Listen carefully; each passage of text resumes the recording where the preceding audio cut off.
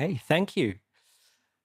Yeah, when I was asked if I wanted to lead this panel, whatever that means, I was really excited because from the schedule of this WordCamp, you can very clearly see there's a strong security focus this time around. And I think it just makes sense to put that together with like the topic that's ubiquitous these days, AI. Like these two will intersect at one place or the other. So it just makes sense to take some time and talk through these things. I'm Simon. I'm a product manager at PatchTech. I have like 17, 18 years of WordPress development under my belt and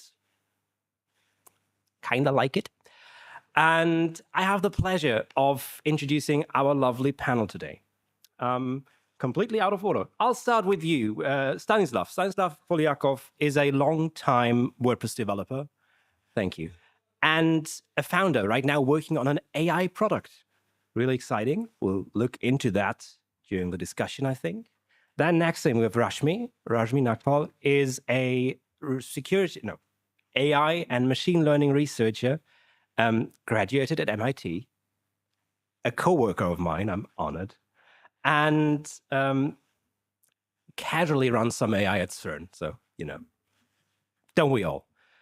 And next to her, we have Tim Nash, a wildly and widely regarded WordPress security expert and consultant.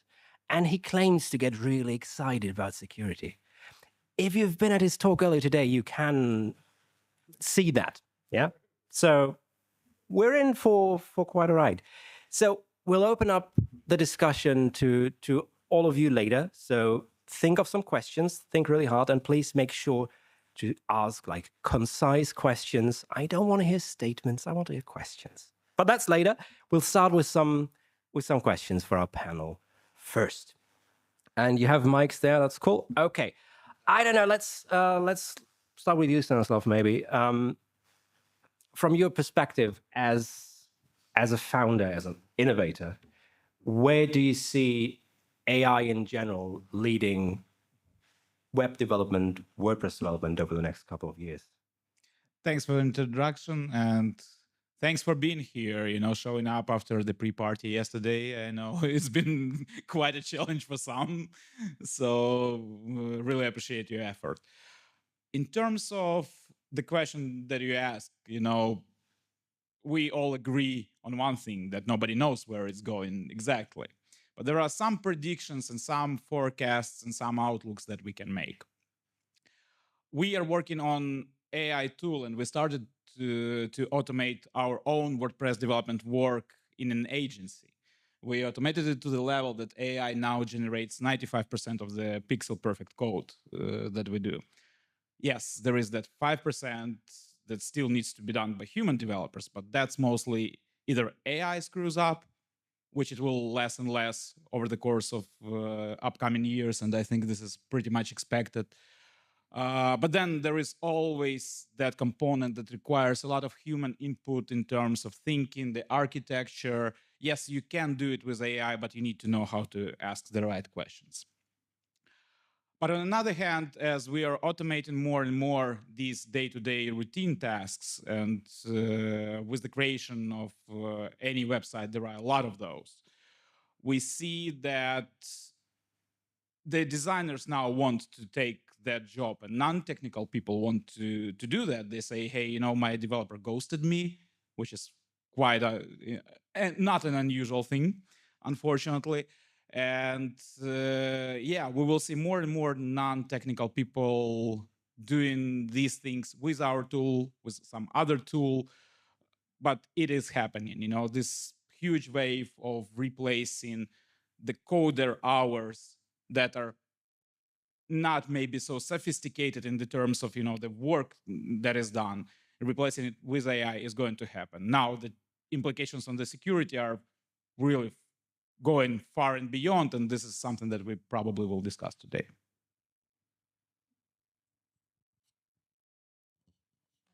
Thank you. If you have something to respond to, just feel free. Otherwise, we'll move on to the next question. Rashmi. Yes. During your talk earlier today, which was brilliant, by the way. If you missed it, you should check it out on WordPress TV.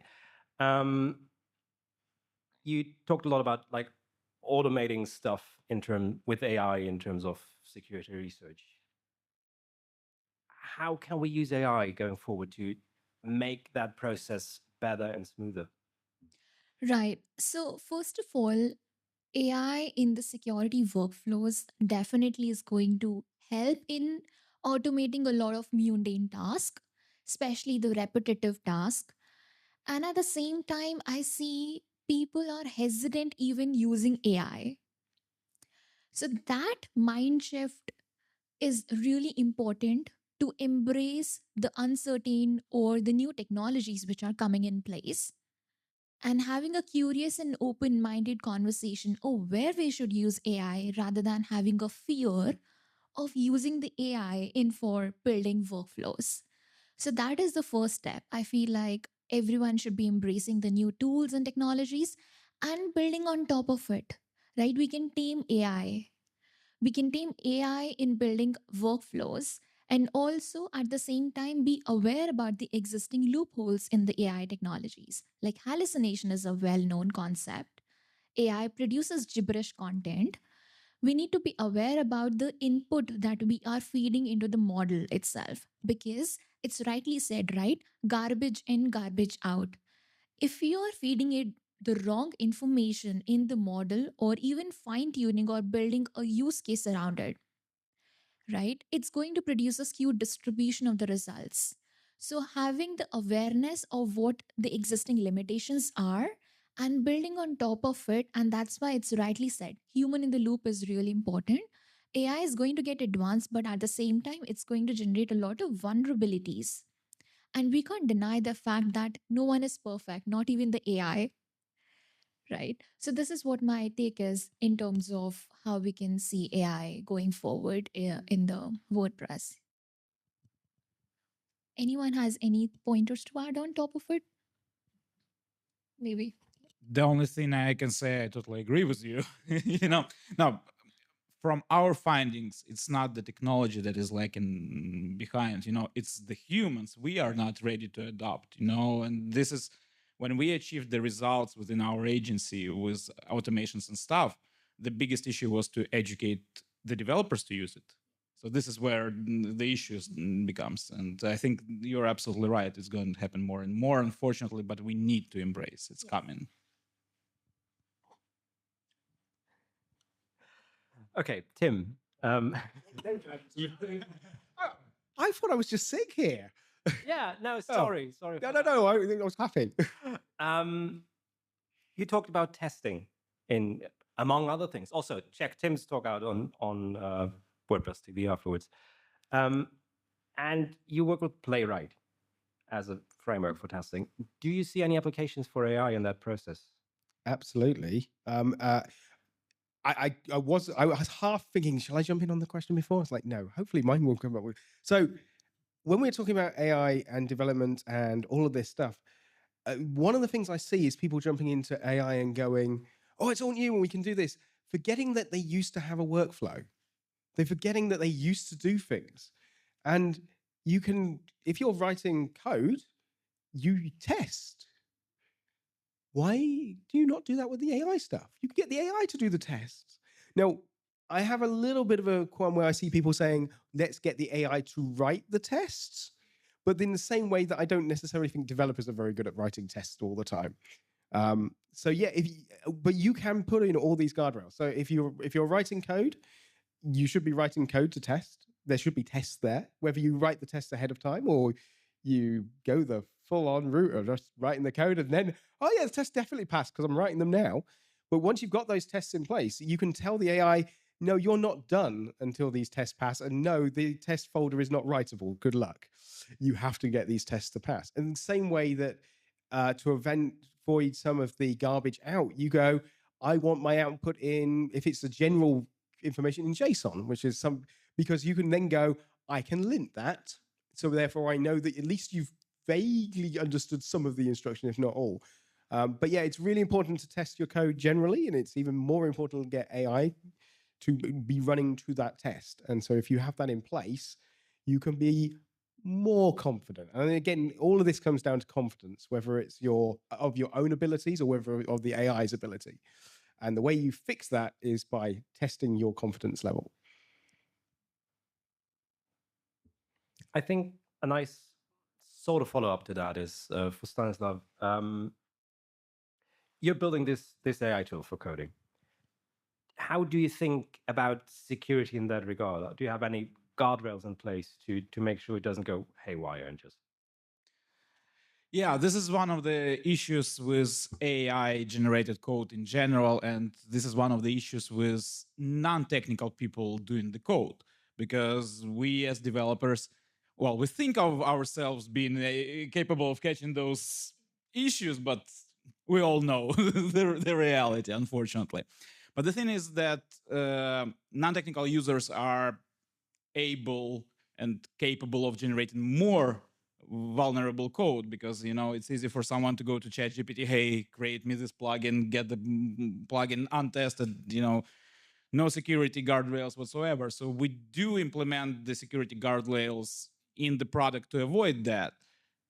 But that brings more responsibility on us or on any other provider to do that. And that is kind of the new challenge. This is what we see as, everything becomes bigger with AI, and the scale of responsibility of you as a code provider, basically, or code generator, becomes bigger now than it used to be before. Or who knows what it used to be before. There was no before, basically. So we're in the process of figuring it out, really, as a humanity. Thank you.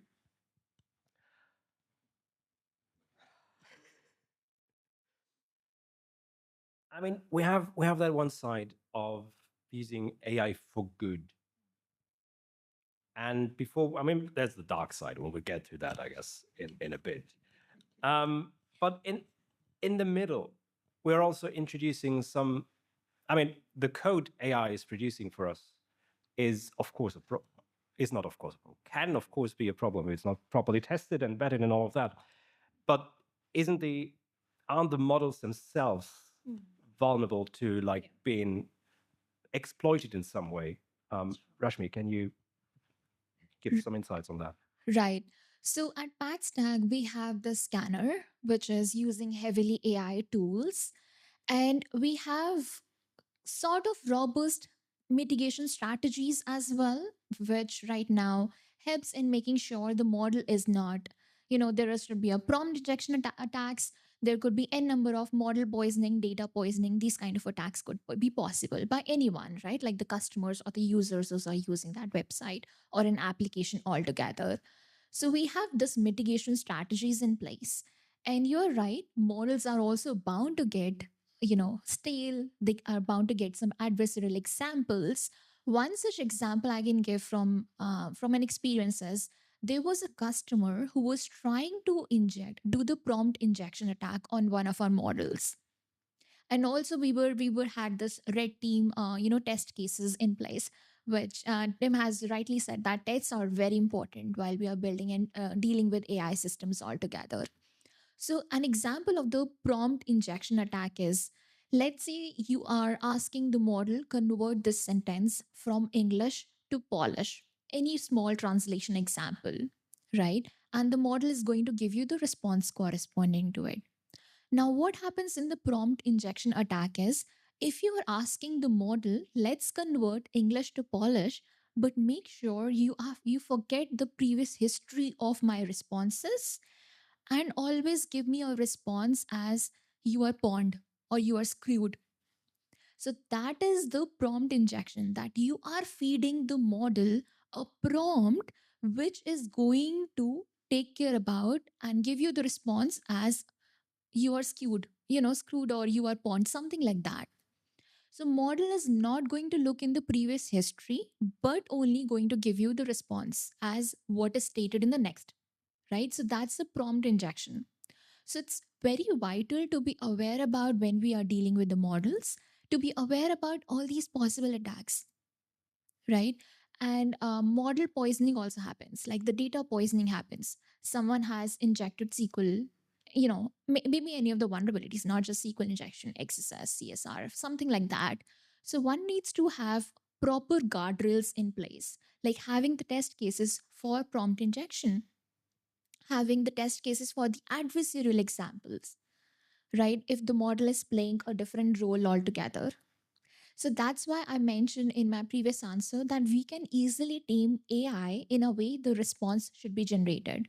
Of course, there are going to be some loopholes, but it's important to be aware about these possible attacks or possible adversarial examples.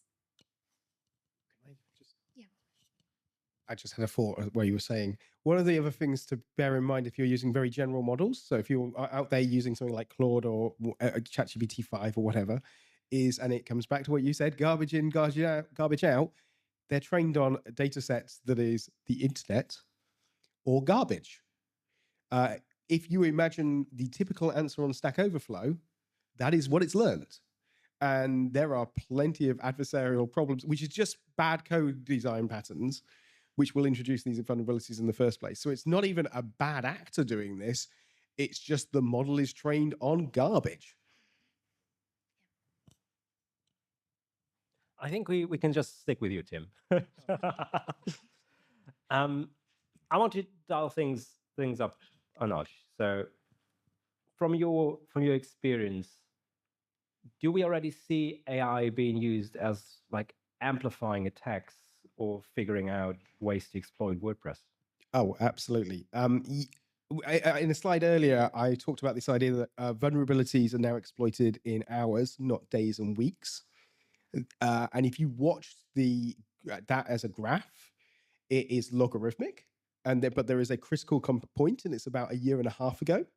And I don't know what happened about 1.5 years ago. Oh yeah, AI really started to take off. And yeah, so bad actors no longer need to do the whole pesky write code to try and exploit things.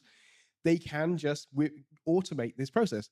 And we're actually now seeing sites being hacked for their compute to generate vulnerabilities in the first place. So for doing any of these sort of AI-based stuff, you need a lot of compute power, especially if you're not using discrete GPUs. So you therefore, if you're doing it via a CPU, you need a lot of it. Oh, good. Botnets. They're brilliant at this sort of thing. So now we've got people like PatchStack saying we want to go and start scanning through WordPress.org and looking to see if we're finding vulnerabilities. I've got bad news for you. You've already been beaten to it. If you go, you can see a lot of automated, particularly against the GitHub repos, you can see this happening already. Bad actors have already got almost one step ahead of the security researchers and are now doing this. When new plugins are released, they are being looked for, the vulnerabilities are being looked for. We help them, but by having to help ourselves, because we need, when a security vulnerability happens, we want to tell people because we want them to update, because they didn't come to my talk and they're not automatically updating. So we need to tell people that it would be lovely if we could live in a world where we had no vulnerability disclosure because everybody updated. So it was almost, it would be fine. We could talk about how great it was we found it, rather than the message be update, update, update, update. Please do it now. But the thing is, the second we say update, update, update, update, that is like a big red flag. It's like, go hack, go hack, go hack, go hack. So we are in an arms race, and at the moment we are losing. It doesn't matter how fast we go. Ultimately, they have more compute power than us, which is a scary thought. So if your sites are being hacked, you are just making it worse. So don't let your sites get hacked and update. What I just thought about, that might be a bit of a mean question. Please don't kick me out. Stanislav, can I use your tool to hack sites, to build like some malware for WordPress? Or have you thought of that use case and have some security in place? No, okay. Don't do it. No, don't do it. Yeah, that's the most obvious and easiest answer. But obviously, what we need to have, and we actually looked it up ourselves before, digging in deep into that. And what is done in most enterprise AI applications is that you have guardrails on the in and guardrails on the out. So you check twice. One check is not enough. That's for sure. Was worth a try. No, actually, I would like to go back to Tim.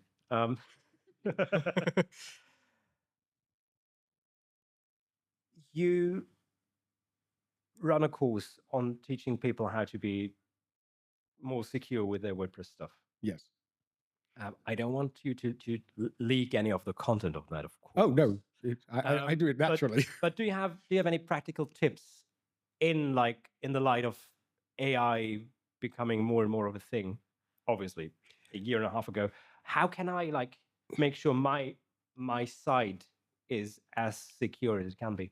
Do you know what I have not changed the advice because the advice should be the same. I'm just doing it with more emphasis on speed. So, ultimately you have the two things that sites get hacked. The two most issues are updates and users. We can fix both of those. Ultimately, by updates if you keep things up to date, you're in a good position. You can use WAFs and all the other bits and pieces. They are nearly always at best secondary line of defense, or that whole, oh my God, let's panic and hope they work. Whereas if you keep things up to date, then you are in a better place and you're reliant more on development.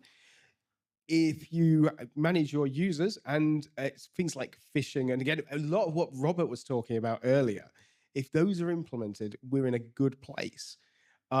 AI is making things fast. They're making the issues faster. They're also making things like phishing really sophisticated. You used to be able to spot a phishing email because it had misspellings, it didn't make sense, it didn't look right, and the average person in this room could see a phishing email and go, no one's going to fall for that. Now, you can ask ChatGPT, please write me this email. I would like you to write me a phishing email that looks really like this one here. Oh, okay, I'll go and write you this phishing email. And obviously there'll be the M dash and things, but then that's just a normal thing now. And we all are used to this. So the need to now educate people is even more. The need to have those guardrails in place for users is even more. So while the course content hasn't changed, the emphasis on the checks and balances you used to have has changed. That you can no longer just rely on, for example, phishing. You can't just rely on users being able to pick it up. We used to send everybody on mandatory phishing courses where you'd have to sit there and someone would go, and you need to avoid clicking. No, now we need to be saying, look, we really should have a process where we don't click on links. One of the things that I hate about WordPress is the reset password system. Means that they send you a link. We should be training people to never click links in emails. So then, and that if we have a link in an email, we should always have an alternative way to do that action.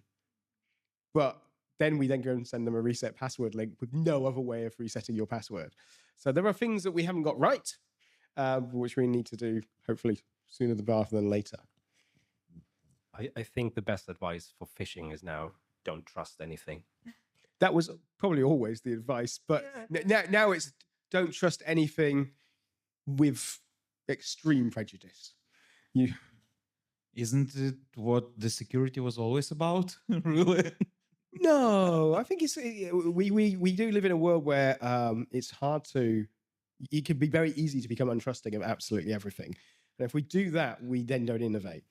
And if we do that, we don't make the connections. We don't get the sales. If we put too many barriers and too much friction in place, then people will go around us. So as a security person, I have to be a pragmatist. I used to be, you shall do this and this and this and this and this and this and this, and it can only be done this way, and you will be safe. And they would have been safe. Wildly regarded. But over time, it's like, but you're not doing any of this because it's complicated and it's hard and it's putting barriers between your users, and your users turn it off. 2FA is a really good example. how many people in this room don't have 2FA on something because it was irritating? Or how many people put 2FA on and took it off because there was too much friction there? If we keep doing that, we're going to get it worse and worse. So untrusting. I'm an untrusting soul, but we can't let normal people become untrusting, because if we make them untrusting, then they won't do their jobs and bits well. That's true. I have to say, I hate the thing about the M dashes. I love them. I've used them for years, and everyone thinks my content is written by AI now. Probably was. No. But just think, you're the one person who can come around saying, you're the one person who can come around saying that. So now you're like, oh yeah, I was cool before ChatGPT. Yeah, I do a lot of stuff before it was cool. Anyways, I have one question, I think, for all three of you.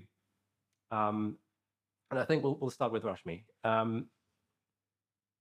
Do you all think that AI in the end, whatever that is, well, that sounds bleak. Let's say a couple of years from now, will make the web more or less secure? Well, that's a tough one, right? So making less secure is something I wouldn't 100% align to it. But I would say the web is definitely going to change. A lot of AI agents are going to play a huge role, especially in the browsing and the normal SEO existing work that we do, query. I don't know how many of us use over here the chat GPT more often than the Google search itself, right? I've been stopped using Google search. Sorry, Google. I like chat GPT or even the Gemini more, even the Claude, even just to find the resources around. In fact, the Perplexity, all these tools gives us sources of the content which is actually skimming in around from, right? Okay, this is a source. This is what they have highlighted based upon the query. So saying that it's going to make it insecure, I wouldn't 100% agree to it, but I'm definitely going to say that there is pros and cons of every new technology which is going to come up, builds a lot of more opportunities, and at the same time embracing the new tools and technologies come into the place is important to navigate how the AI agents or AI agents or the searching technology, how it is going to play further.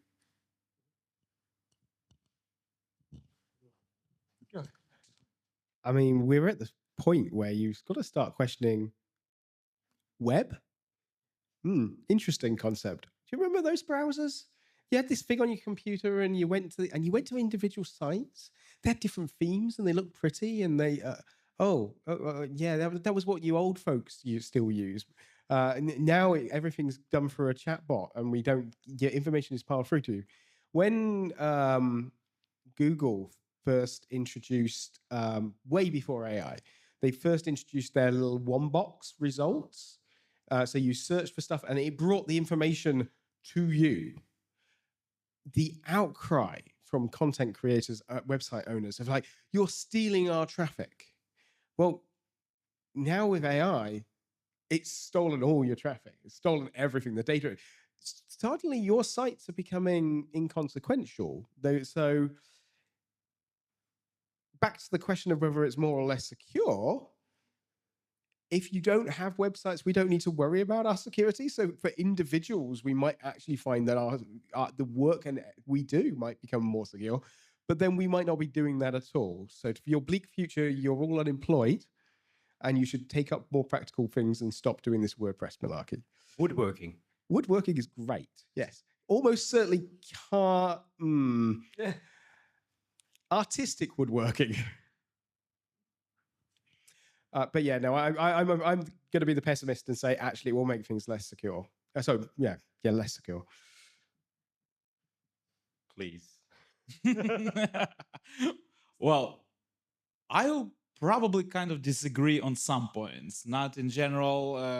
I'm not sure if it's going to be less secure or more secure, because we have like two sides. Like you absolutely correctly mentioned that security is a trade-off about, not trusting anyone and being convenient. I think AI, on one hand, helps those bad actors, but on the other hand, it also helps good humans to do the work that everybody hates doing typically, that inconvenient writing documentation, writing the test cases like you mentioned, writing a lot of security patches. I think, we will see more and more of those, the audits in the hands of good actors happening. So that kind of the balance there. I am not totally convinced, the websites will be gone in general. The thing is that we as humans currently using the websites as a sort of, hey, can I trust this person? This is like your virtual, not person even, this company. This is like your virtual representation. And you still, yes, you do check. I use Perplexity all the time. My research skills 10x probably since I started doing that. But when I'm making the decision of whether I trust this company with my money or not, I would rather go to their website and see, what they say about themselves, how they communicated, whether that matches what I would expect from them. So I want to hear their own words and their own story. So my thinking is that, the websites will exist. Probably the value of human design websites will even go up, not the price. We are working on the price to go down, by automating things. But the value will go up because in the world of artificially generated stuff, that woodworking, artistic woodworking, that is something that is going to be really valued in general in the society. So I don't know if it's going to make less secure or more secure. I hope and I always want to be on the optimistic side, but this is the race, like Tim mentioned, and we will see. Speaking of the optimistic side, I talked to this guy, Matt, you might know him. Last year, I interviewed him and talked about exactly that. Like, do you think WordPress and the web will still be a thing like 10 years down the road, given the whole AI thing? And he was probably had to be quite optimistic about that. Was like, yeah, actually quite similar to what you said. He was like, yeah, that's probably like cheap websites will go away. That's a thing of the past. But I mean, building a website can be like a craft, actually. Pun intended with my last name, but that's another story. And those kind of websites and weird personal websites should still be a thing, according to this guy, Matt. Okay, now you'll have a bit of a feeling for our panelists, and I would like to open up to all of you and have you answers. Have you answer some questions? No, that's the wrong way around. Have you asked some questions for our lovely panelists in case we don't lose Tim? Okay. Not to.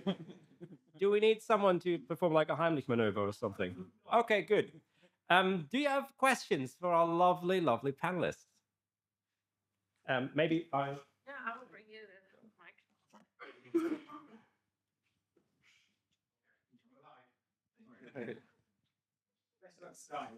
Just in time. Okay, so this is a question in the context, I hope, and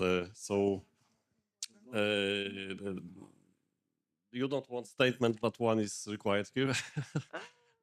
No, the thing is, I had a plugin that one of many plugins that I had was related to CAPTCHA. It was like a math CAPTCHA. You had like something to do before you are able to submit anything to forums, and like it was not well maintained by me, but it was working, and like 20,000 websites were using it. But it was closed like 4 years ago because someone has written a script in Python that was breaking this CAPTCHA. What is your question? Question is, how do you imagine CAPTCHAs in the age of AI?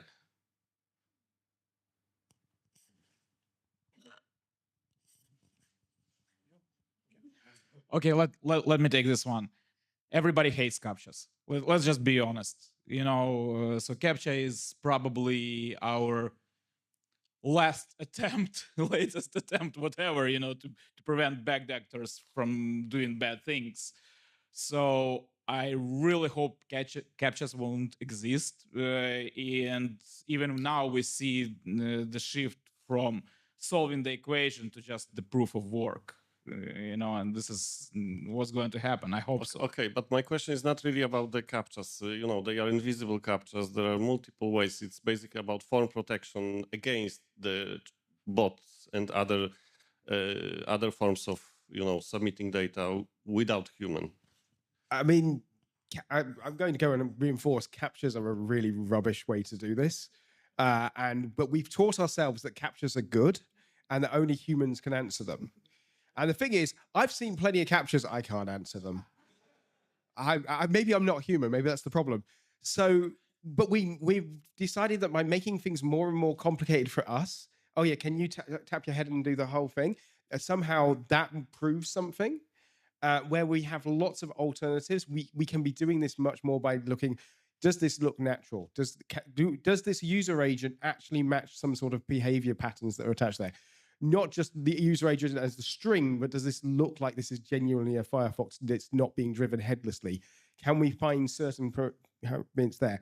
Does the IP address resolve back to a residential or a commercial IP, or is it a server somewhere? There are lots of background heuristics that we can use. But you as an average person probably don't get immediate access to when we have a really segmented way of looking at things. Hosting companies have access to a bunch of stuff you don't get given. You have a bunch of access to a bunch of things hosting companies don't have. And I would love to see a lot more work done getting these two to mix together so that we can effectively create risk scores for every visit. It's something you can do. It's something that I've done, I've implemented, I've worked with clients where we manage the whole stack, where everybody who comes to the site is given a risk score. And then when they do riskier actions, if they don't meet that threshold, then we say, actually, no, we want you to do something else, whether that's an authentication, whether that is some sort of other proof to get themselves there, proof of work, maybe. Likewise, if you're going for a checkout flow, you want to go, yeah, no, you're not, you're Mars. We don't ship to Mars. So we're just going to block you or at least ask you, are you sure you want to buy from us? So there's a much better solution than captcha. And if that means that AI forces the death of a captcha, actually, I've changed my mind. The AI is wonderful and the web is so much safer. You have to ask your AI to move the mouse, right? Yeah. So can I get a question? If I get back to your talk, you remember everybody should run automated updates. Imagine that AI does it for me and, kind of evaluates if it's good update or not. Should I trust it? Is it better than not updating it at all? But you have those tests that you can rely on. So you as long as you didn't let it write the test, well, actually, you can get it right. As long as you're happy that the test, if you trust your tests, then you can trust your updates.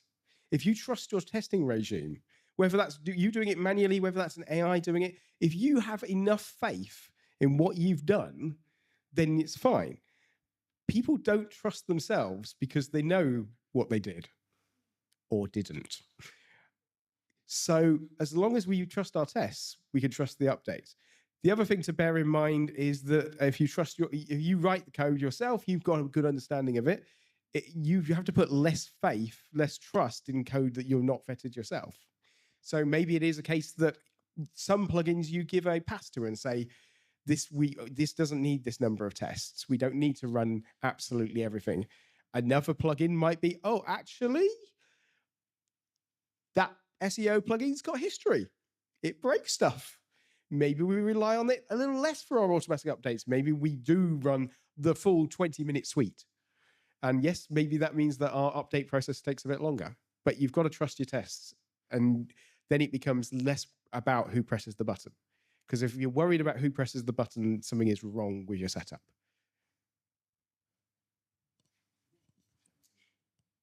So some more question? What's going on in your mind with AI and security? Let me add just one remark to this. Again, we're getting back. It's not the processes that are failing, it's the humans that are failing, really, So we need to get back to workflow thinking. Yeah, but sometimes you need to get the human out of the loop. for some type of sites which are never, updated. So maybe it's better to run a quick show with AI and having a backup rather than not updating them at all. I wish I could put my slide back up that said it will But be you can't. fine. Yeah, the automatic updates, it will be fine. If you get yourself out of this loop, the way to do it is to turn on automatic updates. Let robots do stuff for you. And then if it breaks, fix it. And you can use AI you don't actually, this is one of the things that's sort of like an interesting paradox. We talk about automation and we like, oh, you could do AI with that. You can already do it. We've got tooling to do this stuff. We often are jumping, and it's great we're using new technologies, but we often jump to the new technology for our solved problems. So AI has some really specific and amazing use cases, but we don't need to use it in everything. But we do. If you're jumping to AI for something, then the first question shouldn't necessarily be, oh no, it's evil, we must stop. It should be, hey, have we solved this problem without needing to, burn half the planet's carbon usage? Can we do this with just regular old brain power or just with a CLI tool? And then, so if the conversation gets steered to AI, the first step should be to pause and say, can we solve it without? And then we avoid hallucinations and all the other stuff. And when we get to the bit where we're going, now actually we get to this point in the process and there needs to be a human. We're like, does there? That's the point we can say, well, is it because it has to make a decision? If it has to make a decision, are we willing to trust the AI to make a decision? But if does it need an opinion? That actually is possibly the point where an AI might be useful.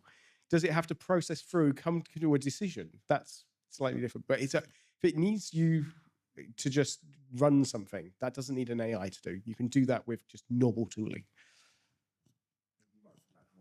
Yeah, I can add more to this one. Because I really think AI is definitely, I'm optimistic actually about AI, but at the same time, I'm a firm believer in thinking from the first principles. There is a saying that you don't need to over engineer a lot of things, right? If there is a need of building heuristics based upon statistical methods, why not use it rather than to use AI to do that stuff for us? Sure, there's a lot of hype going on that AI is going to lose, we are going to lose the jobs because of the AI, or AI can automate a lot of stuff. Its expertise is coming in, thrashing away the human intelligence. But the truth is, can we think from the first principles? Do we actually need AI to build the use cases or the workflows, right? Because it's easier to use the new tools and technologies, but it's harder to maintain at the same time. One needs to be aware about the context behind it. What are the expertise needed? Like, are we creating more workflows, or are we adding more pain to our workflows, or either lubricating the AI to make the jobs easier for us? So thinking through the first principles, building mathematical heuristics, if that's easier to do, or even using the existing tools and technologies which is already existing in place before the era of this Gen AI tools came into the picture. Yeah, thank you. I'm really glad that we could get back out of the AI and land on Earth again. So pretty cool. So any other questions? Good.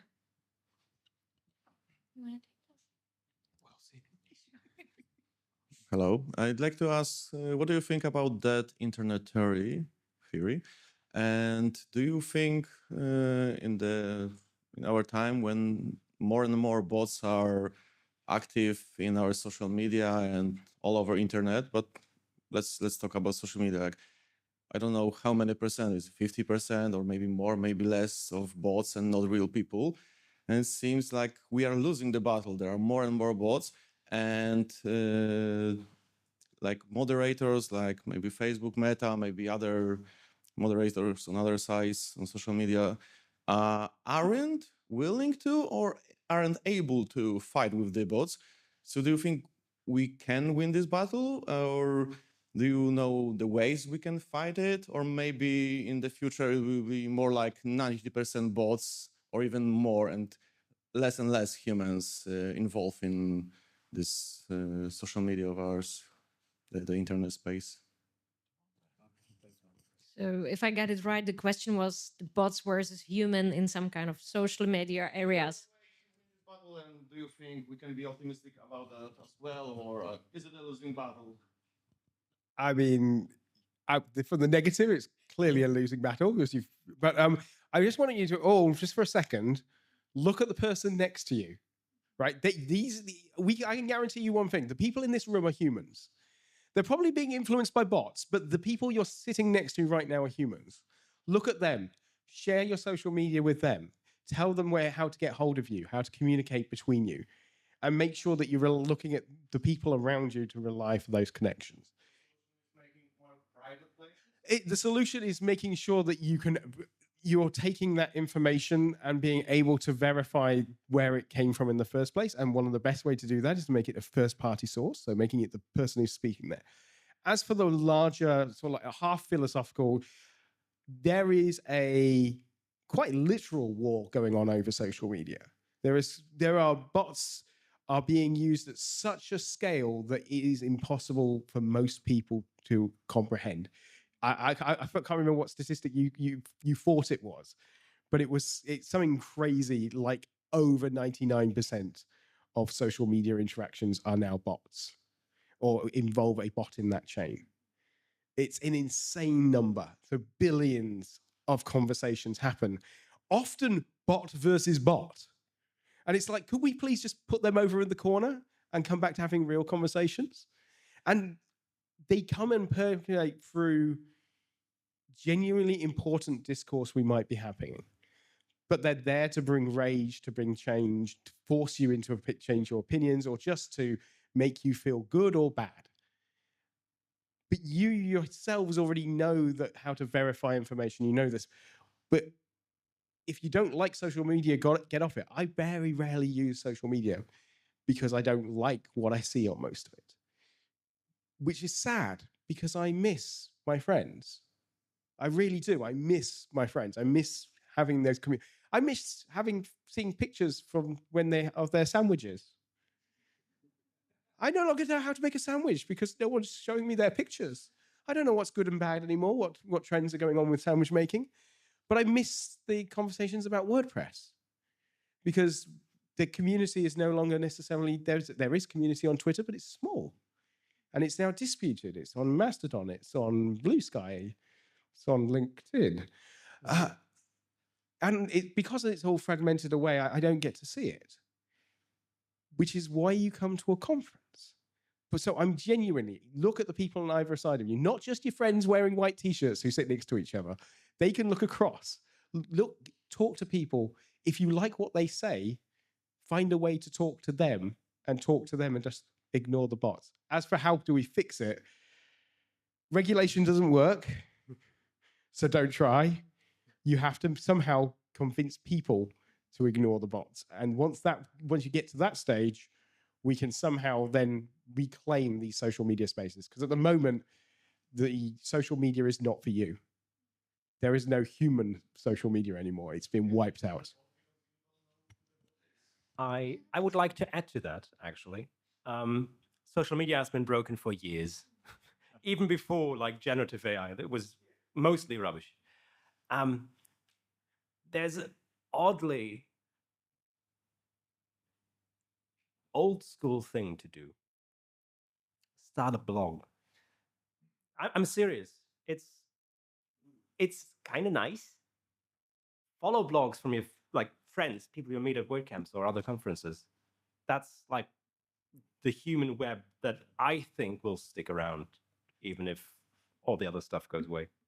I actually don't know what will stick around. I mean, the whole social media concept is how many years old? Too old. Oh, it's not too old. 25, 30 is not too old, in terms of the humanity lifespan. It's young. And we already lost that battle. We didn't lose the war. We lost the battle. I mean, as you're rightfully pointing, the social media has been broken for years already. It's just getting worse. My, positive and optimistic answer to that would be, is we as humanity will come up with something that will replace social media. That will be even worse. First, no. We all remember, the Facebook was not for profit for a few years. Yeah. No, but it shows where it turned to. No, really. I mean, what started as a really good fixing broken Harvard directory got into really bad example, as you're rightfully pointing. So I think we as humans will come up with some answer. So we are losing this battle. Are we losing the war? We will see. I'm going to just quickly plug another conference because we've been plugging our own talks. But we were at a conference yesterday called LoopConf, and Anna, who was one of the speakers there, was talking about the indie hacker movement. And it was one of those talks that I'm really hopeful it goes out on. I'm not sure it is going to be on the web, but if it goes out on the web, I encourage you to go see it. If you ever see Anna talk somewhere else, I've forgotten her surname. So you just have to look for Anna in the indie hackers. But it was talking about the indie hacker movement and about how to reclaim and get websites back. And it's one of the very few times I've gone, yeah, I've been talking about restarting my blog. And actually from that, I was like, oh, no, I've got a plane flight tonight. You all get to be mentioned because I'm going to write a blog post. And hopefully that people might come along. It's the first time I've gone, oh, actually, I might put comments back on my blog. Then I thought about that a bit more and thought, no, let's not get crazy. Yeah, welcome to our little sub-panel on AI and social media. Do we have any other questions regarding the security stuff that some of us know some things about? If that's not the case, I think we can wrap things up. We're closing in on the end of our time frame anyways. I would like to, first of all, thank all of you, of course, for sticking with us for this almost whole hour. And I want to thank all of our lovely, lovely panelists. Thank you so much for taking the time to sit at this lovely table and have a chat. If you all can't get enough of these three panelists, they all have cool stuff if they're not at WordCamps. Stanislav here is about to launch, we talked about it, an AI coding product soon. It's called Volpe. It has a super cute mascot on the website. You should check that out. And it will be out for WordPress soonish, he told me. Rashmi has a book coming up, and she probably doesn't want me to mention that. But what's the name of the book? Oh, yes. What's the name of the book, Rashmi? See, I told you I will break you this panel. So, well, O'Reilly's gonna crash me up then. It's on explainable AI in security workflows, like why the AI models makes a decision to what it makes a decision. So, yes. Is it on pre-release? No, not yet. Sorry. Under the wraps right now, yes. Okay, thank you. And Tim runs at WP Security 101, a lovely course if you're interested in securing your WordPress stuff for clients. You should check that out. The site is lovely, by the way. So Thank you. All these people have cool things going on. If you think that I did an okay job, I'll have a talk later today at 1:30, I think here, about EU regulations and security. That's fun. That's very important, and I will encourage everyone to please attend one of my brilliant colleagues' talk. Do I know them? Okay, thank you all so much. Thank you for being here, and we'll see you around.